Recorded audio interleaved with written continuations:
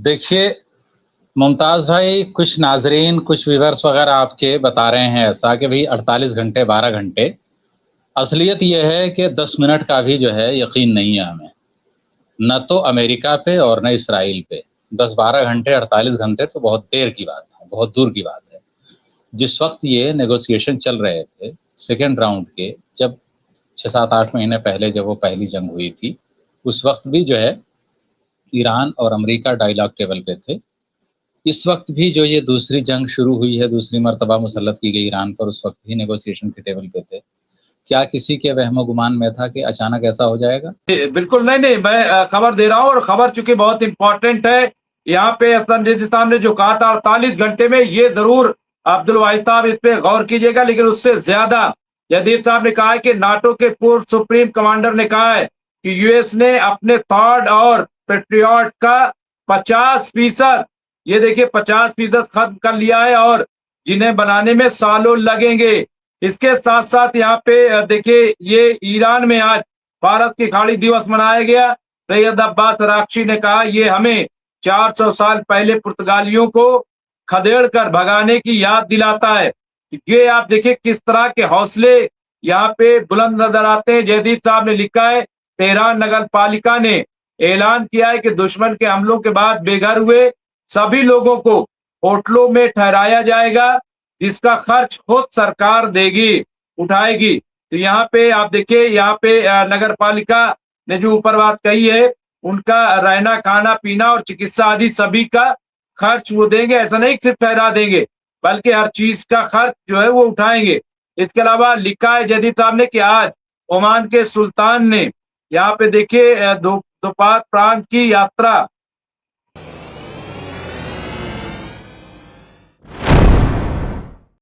जनाब राशिद साहब, जनाब अब्दुल वाहिद साहब और राजा सिंह राजपूत साहब, जयदीप सिंह मुंदला साहब और भी इसके अलावा जितने भी आपके एक्सपर्ट्स हैं।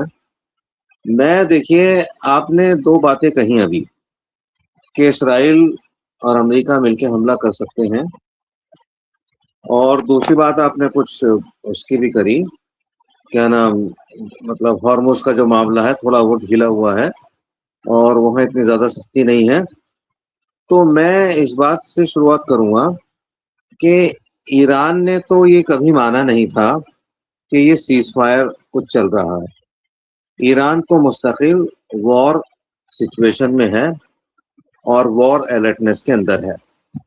वो इसलिए कि ईरान 2 बार का इस जो अमेरिका नामी सांप है उसका काटा हुआ है, ठीक है। और सबसे ज़्यादा बुरा कब काटा? 28 तारीख से पहले, जब ईरान ने ये वायदा कर लिया था कि हम जो है अपना जो जो भी हमारा एनरिच्ड यूरेनियम है, हम उसका आगे नहीं इस्तेमाल करेंगे और रूस को दें, किसको दें, ये बात यहाँ तक चल पड़ी थी। बावजूद उसके अमेरिका ने हमला किया और सुप्रीम कमांडर को शहीद कर दिया। तो ईरान जो है, ईरान को आप छोड़ दीजिए, Iran is always in the war mode, ठीक है।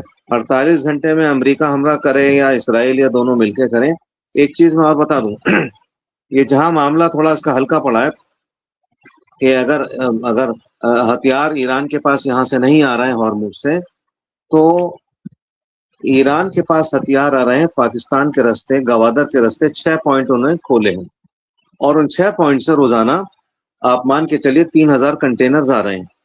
ये मैं आपको बहुत ही कंफर्म खबर बता रहा हूँ, ठीक है। और यही नहीं, कजाकिस्तान से भी आ रहा है उसके पास सामान, तुर्की भी भेज रहा है उसे। तो ईरान तो वॉर मोड पे है। ईरान को तो यकीन ही नहीं कि सीज फायर है, क्योंकि अमेरिका जैसे चालबाज, जालसाज और दगाबाज व धोखेबाज मुल्क के ऊपर अब ईरान कोई भी जो है यकीन करने वाला नहीं है, ठीक है। और बाकी के अरागची साहब ने जो अपनी ट्रिप्स करी, पाकिस्तान में गए, वो 1-2 बार ओमान में गए, तो उससे दुनिया के ऊपर बहुत बड़ा असर पड़ा है। मैं एक बात थोड़ी सी, मेरी बात हो सकता है लंबी हो जाए, लेकिन कोशिश करूंगा मैं इसको इख्तिसार में पूरा करूं।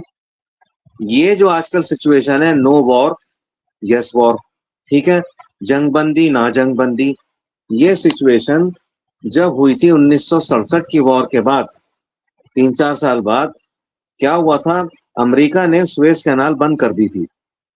अमेरिका ने जब सुएज कैनाल बंद कर दी तो जहाज़ों को पूरा साउथ अफ्रीका का चक्कर काट के आना पड़ता था। तो उस वक्त भी मतलब यही था कि जंगबंदी ना जंगबंदी, और जो वहाँ अनवर सादात थे वो भी मतलब बहुत ज़्यादा परेशान हो गए थे। लेकिन ये है कि उसी तरह के, और अनवर सादात ने वहाँ मोशे दायान से कहा था इसराइल में, जो कि उनके डिफेंस मिनिस्टर थे उस होते थे उस वक्त, कि भाई ये क्या क्या क्या ड्रामा है, क्या तमाशा है। ठीक है, वही जो ईरान कह रहा है, या तो मार दो हमें, खत्म कर दो, हम मर जाए, मरने को तैयार हैं, या मारने को तैयार हैं। तो ये उसी तरह की सिचुएशन है। तो अब मैं इसमें आपको ये बात बता दूं कि उस वक्त भी पूरी दुनिया इजिप्ट के साथ आ गई थी डिप्लोमेटिकली, कि भाई ये अमेरिका ने सुएज कैनाल बंद कर दी। इधर अब आज अमेरिका ने जो है हॉर्मुज के ऊपर कब्जा कर लिया। ठीक है, तो और रही बात रूस की, गालिबन ये कहा गया कि भाई वो रूस शायद डायरेक्टली आ गया, लेकिन चीन और रूस कभी भी डायरेक्टली नहीं आएंगे, इनडायरेक्टली आएंगे। चीन जो है मुस्तकिल अपने सामान भेज रहा है वहां से, मैंने अभी आपको कहा, पाकिस्तान के जरिए। और रही बात रूस की, तो ये क्योंकि इनको पता है चीन को, और खास तौर से रूस को, कि खुदा न खास्ता अगर ईरान हल्का पड़ता है या ईरान को कल कुछ होता है, तो ये एक तरह से उनका जो फर्स्ट डिफेंस है वो खत्म है, और वो भी अपने को समझते हैं कि हम भी बहुत बड़े खतरे में हैं। लिहाजा ईरान को संभाल के चल रहे हैं, जैसे भी चल रहे हैं, डायरेक्टली तो कोई आता नहीं है। और दूसरी बात यह है कि अगर कोशिश करी इन्होंने न्यूक करने की, तो न्यूक का मामला ये है कि अभी तो पता नहीं क्या हो उसके बाद। अगर ये जो डर्टी बॉम्ब है, जो भी है, हल्का फुल्का भी इस्तेमाल करते हैं, बॉम्ब का जो इमीडिएट जो वो होगा ब्लास्ट, उससे इतना कोई भारी नुकसान होने वाला नहीं है। चंद लाख लोग हो सकता है मारे जाएं, लेकिन उसकी जो वो फैलेगी, वो अब ज्यादा फैलेगी जितनी जापान में, जापान के ट्विन सिटीज हिरोशिमा नागासाकी में उसकी फैली फैली थी ना, वो अब के बॉम्ब की जो ये क्या बोलते हैं रेडिएशन, वो उससे हजारों गुना ज्यादा है। अगर ये ईरान पे फेंकते हैं तो पूरा मिडल ईस्ट, पूरा इसराइल, साइप्रस तक पे उसका असर होगा, इंडिया पाकिस्तान पे भी उसका असर होगा। मैं मजाक नहीं कर रहा। मैंने जो साइंटिफिक रिसर्च का एक मैगजीन आता है, मतलब एटम बॉम्ब के वगैरह ही, तो मैंने कहा पढ़ के देखूं क्या है। तो उन्होंने कहा है कि अमेरिका कभी का न्यूक कर चुका होता पिछले 1 साल के अंदर ईरान को, अगर उसको इस बात का अंदाजा नहीं होता कि क्या होगा। अच्छा, दूसरा खतरा यह है कि न्यूक करे ये, ईरान तो उसके लिए भी तैयार बैठा है ना। तो देखिए, 9 मुल्कों के पास न्यूक्स हैं। ठीक है, जिनमें से सबसे ज्यादा रूस के पास है 6000 के करीब, अमेरिका के पास 5500 है, इसी तरीके से 9 मुल्कों के पास है।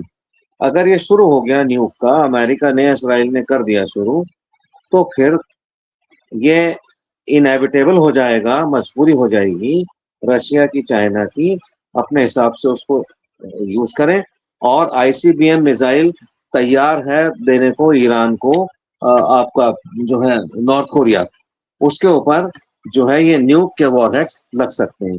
तो पूरा इंतजाम है। तो ट्रम्प साहब समझते हैं इस बात को, कि उन्होंने अगर ऐसे तो रोजाना ही जो समझिए कि वो बचपना करते हैं, रोजाना ही वो बहुत ही अटपटी बातें करते हैं, लेकिन उन्हें पता है कि अगर उन्होंने खुदा न खास्ता कोई रास्ता इसका खोला, डर्टी बॉम्ब का न्यूक किया, तो फिर उनका भी मामला, मतलब उनकी कंट्री का भी मामला, बिल्कुल ये समझिए उतना ही खतरे में है कि जितना ये दूसरों को खतरे में करते हैं। हम तो देखिए सब इन बातों से बचना चाहते हैं, हम तो चाहते हैं कि ये कोई चीज, इनमें से कोई चीज हो ही नहीं। ठीक है, लेकिन अब आज की पोजीशन ये है यूएसए की, कि यूएसए बिल्कुल हबकाया हुआ बैठा है। यूएसए जो चाह रहा था कि वहाँ ईरान को खत्म कर दे, वहाँ अपने पिट्ठू बिठा दे, अपना जो है कठपुतली बिठा दे, वो रजा शाह पहलवी को, उनका तेल ले ले, उन पर कब्जा कर दे, सारी चीजें वो मोल तोल करके बैठा था, उनके मिसाइल को खत्म कर दें, यूरेनियम ले लें, सारी चीजें थी। अब इनमें से कोई चीज हुई नहीं, ठीक है। ईरान मजबूती से खड़ा रहा, और जो लोग अल्लाह के अंदर यकीन करते हैं, अल्लाह ने ईरान का साथ दिया, ठीक है। तो अब अल्टीमेटली वही ये है कि ये पतली गली से निकलना चाह रहा है यूएसए, और बड़े शौक से हमला करे वो ईरान के ऊपर। इसराइल और अमेरिका बड़े शौक से हमला करें, लेकिन इसका जो खमियाजा है वो इतना खतरनाक होगा कि अमेरिका की जमीन पर तो अब तक कुछ नहीं गया, लेकिन अब जा सकता है अगर इन्होंने अब ईरान को टच किया। तो ईरान तो कह रहा है कि बेटा मैं तो मरूंगा ही, तुझे भी लेके डूबूंगा। ये करेगा ईरान, दुनिया ने बिल्कुल देख लिया है जी। बिल्कुल। तो बस ठीक है, मेरी बात पूरी हो गई। आपको अगर कोई खबर देनी तो दीजिए। जी बिल्कुल, नहीं नहीं, मैं खबर दे रहा हूँ, और खबर चूंकि बहुत इंपॉर्टेंट है। यहाँ पे संजय साहब ने जो कहा था 48 घंटे में, ये जरूर अब्दुल वाहिद साहब इस पे गौर कीजिएगा। लेकिन उससे ज्यादा जयदीप साहब ने कहा है कि नाटो के पूर्व सुप्रीम कमांडर ने कहा है कि यूएस ने अपने थर्ड और पेट्रियट का 50%, ये देखिए 50% खत्म कर लिया है, और जिन्हें बनाने में सालों लगेंगे। इसके साथ साथ यहाँ पे देखिए, ये ईरान में आज भारत की खाड़ी दिवस मनाया गया। सैयद अब्बास राक्शी ने कहा ये हमें 400 साल पहले पुर्तगालियों को खदेड़ कर भगाने की याद दिलाता है। ये आप देखिए किस तरह के हौसले यहाँ पे बुलंद नजर आते हैं। जयदीप साहब ने लिखा है, तेहरान नगर पालिका ने ऐलान किया है कि दुश्मन के हमलों के बाद बेघर हुए सभी लोगों को होटलों में ठहराया जाएगा, जिसका खर्च खुद सरकार देगी, उठाएगी। तो यहाँ पे आप देखिए, यहाँ पे नगर पालिका ने जो ऊपर बात कही है, उनका रहना, खाना पीना और चिकित्सा आदि सभी का खर्च वो देंगे। ऐसा नहीं सिर्फ ठहरा देंगे, बल्कि हर चीज का खर्च जो है वो उठाएंगे। इसके अलावा लिखा है जयदीप साहब ने कि आज ओमान के सुल्तान ने यहाँ पे देखिए दोपहर प्रांत की यात्रा, दोपहर क्या है, प्रांत की यात्रा की, और उस दौरान सभी ने अपने कमर में कटार के बजाय पिस्तौल का इस्तेमाल किया। तो ये देखिए प्रांत है, ये वो प्रांत है जो यमन के साथ लगता है, जहां 60 और 70 दशक में विद्रोह हुआ था। यानी मस्कूरा वाला जो उपरोक्त विद्रोह को ओमान ने ईरान की मदद से दबा दिया था। जीसीसी की बैठक में ओमान द्वारा बहिष्कार करने और प्रतिनिधि न भेजने के बाद नेशनल फारस खाड़ी दिवस के अवसर पर बुशहर में यहाँ पे देखिए, यहाँ पे दयायर बंदरगाह में बसीजी समूह द्वारा नौसेना जहाजों द्वारा शक्ति प्रदर्शन किया गया। तो यानी कुल मिलाकर के अब चूंकि ईरान खुद ही ये तस्वुर कर रहा है अब्दुल वाहिद साहब की 12 घंटे में हमले हो सकते हैं, भी बहुत सारी और अपडेट्स आ रही हैं। तो ऐसे में क्या लग रहा है कि किस तरह से ईरान तो जंग करने के लिए तैयार है, और मैं समझता हूं कि ईरान नहीं बल्कि वहां की आवाम भी तैयार है।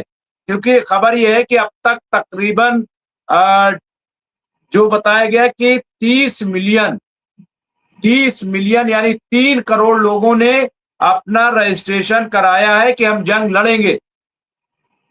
यानी 2/3 जो है वहां की आबादी। जी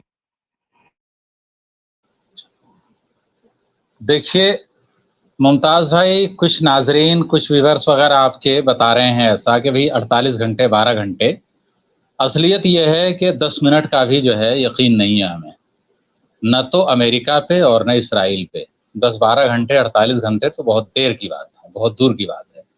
जिस वक्त ये नेगोशिएशन चल रहे थे सेकेंड राउंड के, जब 6-7-8 महीने पहले जब वो पहली जंग हुई थी, उस वक्त भी जो है ईरान और अमेरिका डायलॉग टेबल पे थे। इस वक्त भी जो ये दूसरी जंग शुरू हुई है, दूसरी मर्तबा मुसल्लत की गई ईरान पर, उस वक्त भी नेगोशिएशन के टेबल पे थे। क्या किसी के वहमो गुमान में था कि अचानक ऐसा हो जाएगा? तो सूरत हाल ये है कि ये लोग किसी भी हद तक कहीं भी जा सकते हैं। इसलिए सोचना ये कि नहीं सिर्फ 48 घंटे वो हैं, ये इसी उसमें हैं, ये पूरी की पूरी इनकी प्लानिंग यही है। आपको क्या लगता है, क्या ईरान ने जो ये इनके थार्ड सिस्टम, रडार सिस्टम, इन सबको टारगेट किया है पूरे मिडिल ईस्ट रीजन के अंदर, तो क्या आपको लगता है ऐसा कि वो जो है इस तरह से बड़े आसानी के साथ अमेरिका यहाँ से बोरिया बिस्तर समेट लेगा, मिडिल ईस्ट वगैरह से, सऊदी अरब से, कतर से, कुवैत से, ओमान से, बहरीन वगैरह से। इतना आसान नहीं है। तो फिर अमेरिका करेगा क्या? तो वो जो है अभी भी जो है अमेरिका जो है वो अपनी चीज़ों को पचा नहीं पा रहा है अब तक, कि भाई इतने दिन हुए अभी तक ईरान ने सरेंडर क्यों नहीं किया है। तो टारगेटेड अटैक अभी भी पॉसिबल है, उसकी पॉसिबिलिटी से इनकार नहीं किया जा सकता ईरान पर। लेकिन अब ये है कि क्या ईरान तैयार है? तो बिल्कुल ईरान भी तैयार है। और मैंने कई बार बताया है आपके यहाँ कि वो खारक जजीरा जो हमें बार बार लग रहा है वो आज का नहीं है। वो 80 की दहाई में जब डोनाल्ड ट्रंप बिल्कुल यूथ था उस दौर में उसका सपना था कि उन्हें खारक जजीरा लेना है ईरान का, ईरान की फला फला ऑयल फैसिलिटीज। वो जो है बताइए 2008 तक के विजुअल्स हैं, यूट्यूब पे जाइए देखिए, जिसमें डोनाल्ड ट्रंप ने बोला है कि उसे खारक चाहिए। किसी के वहमो गुमान में भी नहीं था कि ऐसा कुछ होगा, यह सब है। तो ये बहुत ही प्लान्ड वे में चलते हैं। वो दूसरी बात है कि प्लानिंग इनकी कामयाब नहीं होती। तो कई बार ऐसा होता है क्योंकि प्लानिंग जो है दूसरा फरीक भी कर रहा होता है, ऐसा नहीं कि वो जस्ट सिटिंग आइडल। दूसरी बात ये कि जो और एक पहलू है वो है कि जो इसराइल जो है, जिसको हम जो है कई बार सोचते हैं कि भाई इसराइल का एग्रेशन लेबनान पे बढ़ रहा है, सब बढ़ रहा है। आप देखिए कि इसराइल जो है एक तरह से सेचुरेशन पॉइंट पे पहुंच रहा है लेबनान वगैरह के अंदर, और जो है वहां पे जो कुछ हो रहा है वहां की सूरत हाल ये है कि लेबनान में न सिर्फ इसराइली फौजी मारे जा रहे हैं बल्कि इसराइली फौजियों के अंदर फ्रस्ट्रेशन बहुत ज्यादा बढ़ रहा है। दूसरे क्या है, एहतजाज जो है, अवामी एहतजाज बहुत ज्यादा शदीद हो रहा है पूरे इसराइल के अंदर नेतन्याहू के खिलाफ, बढ़ता जा रहा है। अदालतों में पेशियां बढ़ती जा रही हैं। तीसरा ये है कि उसके अलावा जो है आज जो इटली का फ्लोटिला चला था, आपको मालूम होगा कि स्पेन से और बहुत सारी जगह से गाजा के ब्लॉकेट को हटाने के लिए बहुत सारे चले थे। तो वैसा ही जो है बहुत सारी कश्तियां, जिसको फ्लोटिला बोलते हैं इंग्लिश में, वो चला है, जिसका नाम था ग्लोबल समूद। उसको जो है इंटरसेप्ट किया इसराइल ने आज कुछ देर पहले। सारे लोगों को डिटेन किया है, उनको किस तरह से हथकड़ियों में बांध करके, उनके जो है पट्टियां 175 बांध लोग, करके आंखों में। जी 175 लोग हैं। जी। तो अब आप बताइए कि ये सारी हरकतें इसराइल करता है। अभी जब जो है ईरान की ये दूसरी वाली जंग शुरू नहीं हुई थी तो एक पाकिस्तान के सेनेटर भी थे साबिक, शायद उनका ताल्लुक जमात इस्लामी वगैरह से था। उन्होंने पूरा जो है इसका वृत्तांत लिखा है कि कैसे कैसे क्या क्या होता है। तो वो भी जो है पकड़े गए थे। तो वो जो है उन्होंने बोला कि हाथ पीछे बांधे और बिल्कुल उस तरह से कि जैसे वो इंसानों को जानवर समझ रहे हैं। कई कई घंटे तक आंखों पर पट्टी बांध करके और इस तरह से बांध करके जमीन पर लिटा करके रखा जाता था। तो जब आप सोचिए कि इस तरह के हाई प्रोफाइल लोगों के साथ इसराइल कर रहा है, तो जो आम फलस्तीनियों को पकड़ रखा होगा उनके साथ क्या करता होगा। तो ये जो है सूरत हाल है। तो ये क्या चीज दिखाती है?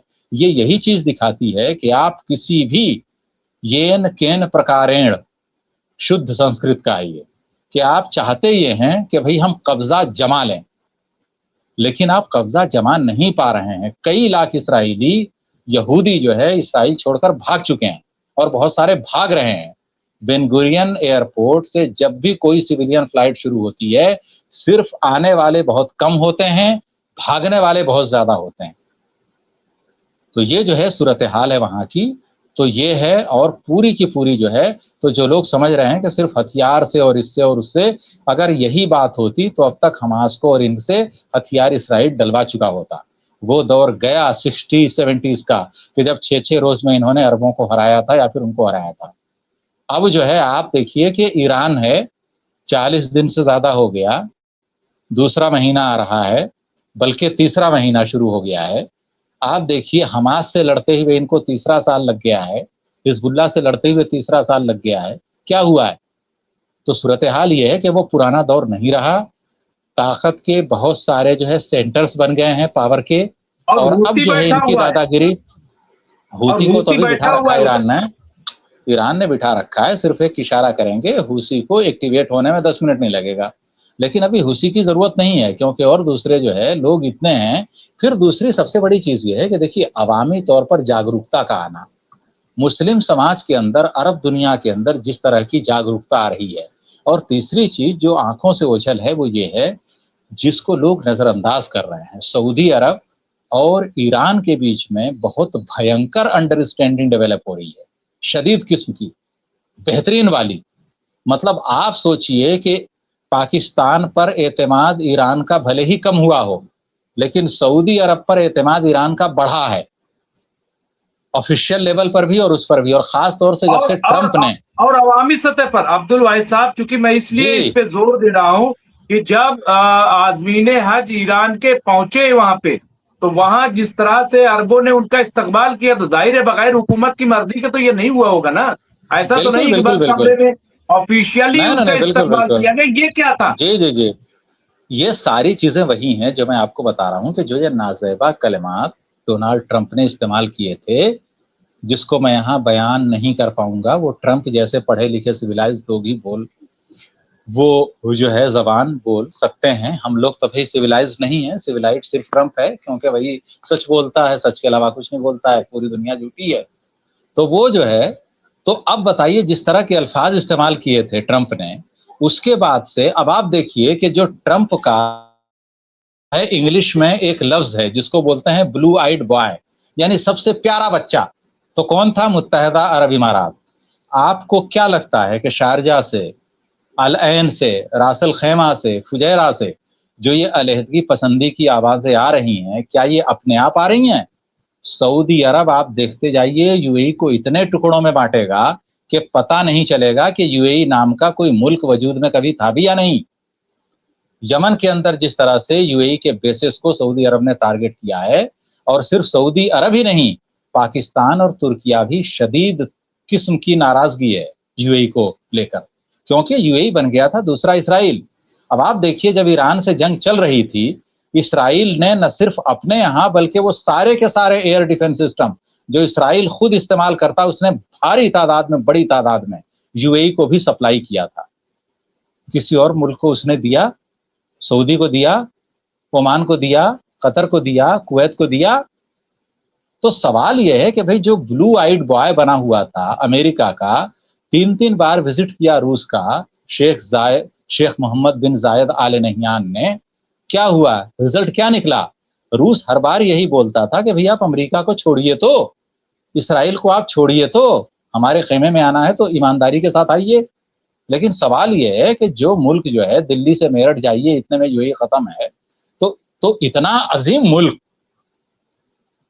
इतना बड़ा जिसका एरिया है, और उसने बेसेस बनाए हैं पूरी दुनिया में। जिबूती में उसके बेस, ज़ंजीबार में उसके बेस, सोमालिया में उसके बेस, इंडियन ओशन में उसके बेस, बताइए आप सोमालीलैंड में उसके बेस। भाई आप अपने वो तो देखिए आप। तो जब औकात से ज्यादा आप पैर फैलाते हैं तो सूरत हाल यही होती है। तो इस वक्त जो है सूरत हाल ये है। तो अगर यूएई कोलैप्स होता उस रीजन में, तो समझ लीजिए कि असल इसराइल और अमेरिका का किला उस वक्त ढहेगा। और इसमें सऊदी अरब, पाकिस्तान और ईरान, इन तीनों का मैं बहुत शदीद किस्म का गठजोड़ देख रहा हूं। जी।